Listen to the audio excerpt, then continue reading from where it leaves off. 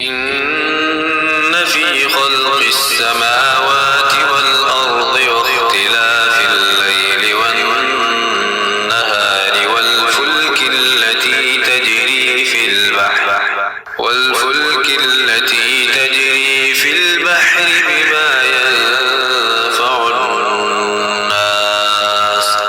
وما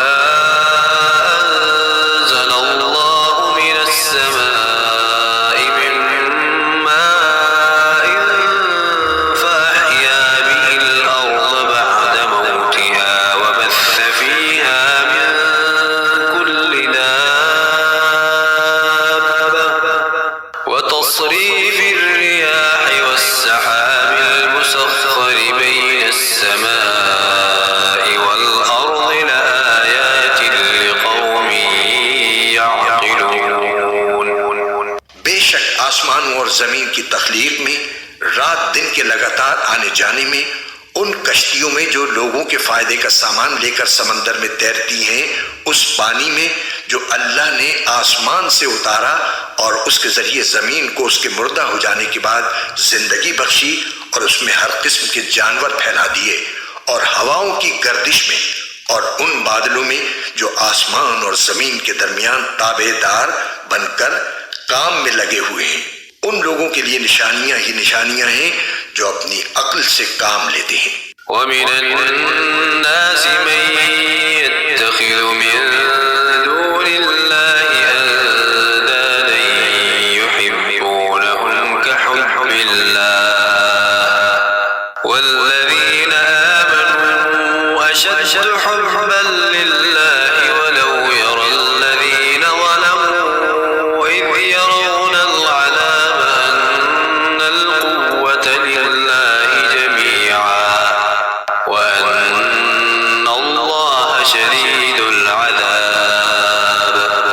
اور اس کے باوجود لوگوں میں کچھ وہ بھی ہیں جو اللہ کے علاوہ دوسروں کو اس کی خدائی میں اس طرح شریک قرار دیتے ہیں کہ ان سے ایسی محبت رکھتے ہیں جیسے اللہ کی محبت رکھنی چاہیے۔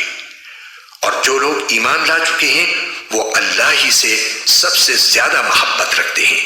اور کاش کہ یہ ظالم جب دنیا میں کوئی تکلیف دیکھتے ہیں اسی وقت یہ سمجھ لیا کریں کہ تمام تر طاقت اللہ ہی کو حاصل ہے،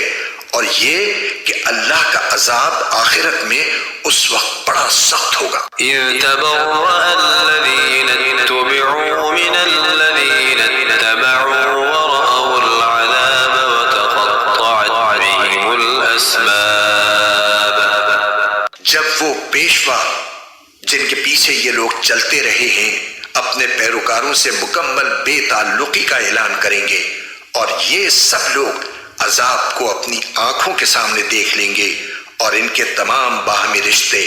کٹ کر رہ جائیں گے۔ وقال الذين اتبعوا لو أن لنا كرة فنتبرأ منهم كما تبرأوا منا كذلك يريهم الله أعمالهم حسرات عليهم وما هم بخارجين من النار۔ اور جنہوں نے ان پیشواؤں کی پیروی کی تھی وہ کہیں گے کہ کاش ہمیں ایک مرتبہ پھر دنیا میں لوٹنے کا موقع دے دیا جائے تو ہم بھی ان پیشواؤں سے اسی طرح بے تعلقی کا اعلان کریں جیسے انہوں نے ہم سے بے تعلقی کا اعلان کیا ہے۔ اس طرح اللہ انہیں دکھا دے گا کہ ان کے اعمال آج ان کے لیے حسرت ہی حسرت بن چکے ہیں، اور اب وہ کسی صورت دوزخ سے نکلنے والے نہیں ہیں۔